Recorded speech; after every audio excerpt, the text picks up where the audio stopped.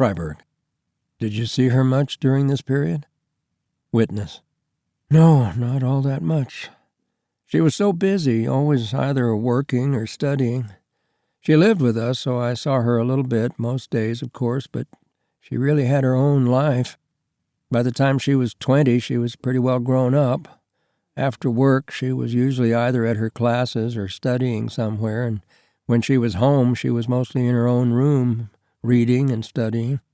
But one thing for sure, she had time almost every day to speak to us, mostly to my wife. Those two couldn't get through a day without checking in with each other, usually more than once. But with me, it was mostly, "Hello, Dad, how are you doing?" I'd say, "Fine." Maybe she'd ask a question about the Red Sox or the Celtics, because she knew I loved sports.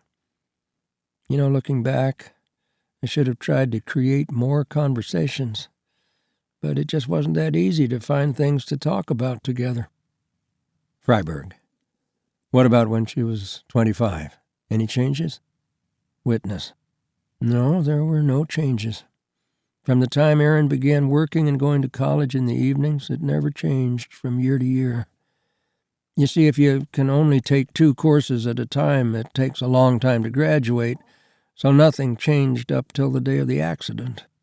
It was always work during the day and school or studying at night, and a lot of studying on the weekends. Freiberg. What did Erin study at school? Witness. I don't really know. That's a good one for my wife. She'll know. General studies, I think, undergraduate general education. I always saw books around, and to a guy like me, they seemed to be about all sorts of topics. I can tell you this, she really cared about whatever it was she was reading about at any given time. She tried to talk to me several times about what she had just read, and she was always so excited about it, but I sort of put her off. I just had no reference points, so I always felt lost. Not her fault. Now I know. I should have just shut up and tried to be interested and to listen better. That's one of the things I regret the most. I didn't give her the time she deserved, the attention she deserved. Freiberg. What do you mean by that? Witness. You know how people say sometimes you don't know how important something is to you until you lose it? Well, that's what happened to me. Witness begins choking up and becomes difficult to understand. All her life I sort of ignored Erin because in my heart of hearts she wasn't Unintelligible. Court reporter. I'm sorry, I couldn't understand what you said. Witness, sobbing heavily. A son, because she wasn't a son. I wanted a boy to play ball with, to drink a beer with, to talk sports with. Witness, crying. And I got this girl who didn't do any of this. She made tea parties with little tiny cups when she was young, and when she grew up, all she talked about was books, books, books, and what teachers had said, and I couldn't do any of this with her. Witness choking up, having difficulty speaking. I guess I should say I didn't. Not that I couldn't. I could have, and I know now that I should have. Witness pauses to catch his breath.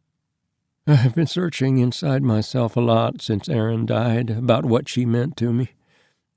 I'm not going to sit here and lie about her being my best friend and my constant companion, because she wasn't. She was my daughter. Period. I don't give a damn, really, if some other story would increase the money this lawsuit brings in, because it wouldn't be true, and I don't really care about the money. I just want to have Countrywide and its drivers face up to the 10-hour rule they broke. I just want the company to lay down an ironclad rule with its drivers. Don't drive at all past the safety limit. To me, it's obvious that if one of these big rig drivers falls asleep at the wheel, someone's going to get killed. Witness, crying to the point where he cannot speak. Freiberg. Mr. Waters, would you like to take a break? Witness. No, just give me a few seconds. Freiberg. Fine. I have just a few more questions for you. Witness. Sure, I understand. You're just doing your job. Freiberg. Did Aaron have a fiancé or a steady boyfriend at the time of the accident? Witness. No, she never met the right guy. I think she was hoping to meet some interesting fellow at school, but it never happened.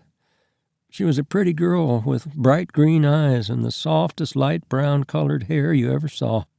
She dated in high school in a normal way, of course, but once she was both working and taking classes, she discouraged the 2 or 3 guys from the high school and the neighborhood who she knew. She was determined to marry a college guy. I think that is the only kind of guy she could have fully respected. But there just wasn't time for that to happen. Ask my wife about this stuff. The 2 of them spoke with each other a lot, and about just this sort of thing. But that's all I know about her dating. Freiberg. If I understand correctly, Mr. Waters, you were asleep in the back seat of your car when the collision occurred, and the first thing you remember about the accident was when you found yourself in the hospital room bed. Is that correct? Witness. Yes. The last thing I remember is my wife asking Aaron if it was okay if we dozed off, and she said sure, she was fine to drive. The next thing I remember is what I thought was somebody's kid looking in my eyes with a flashlight, but the kid turned out to be a young lady doctor, and it wasn't a flashlight, it was one of those doctor's lights. Freiberg.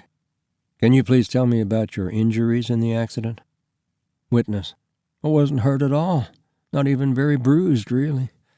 By being slouched down asleep like we were, it meant that we were protected by the car frame, and we had our seat belts on as well. So I'm not claiming Countrywide owes me for any injury to me. I was lucky. Same thing for my wife. Freiberg. Okay. Let's talk about what you are claiming damages for. First, you are bringing a claim in your own capacity for the loss of consortium of your daughter. What do you intend to say to the jury about what consortium you lost? Witness. Well, as I told you earlier, I didn't pal around with my daughter, but she was at the table for holiday meals like any child would be, and she was full of life compared to my wife and me. We're sort of old and dried up. Aaron was full of stories, sometimes about what happened at work, but mostly about something a teacher said or about something she'd read. They brought youth and energy and light into the house, and now the whole place is dark and glum. My wife mopes around and doesn't really clean very well anymore and almost never cooks anything decent. The house used to be sparkling clean. She used to care a lot about cooking. She would watch those recipe shows on TV and try something new. Sometimes what she made was good, sometimes not so good, but at least it was different. Now she has no spark. No energy for anything like that. So my life has been greatly reduced. No daughter, no spark in my wife. Just a gray, dusty, dark-feeling home and spaghetti. And we're not even Italian.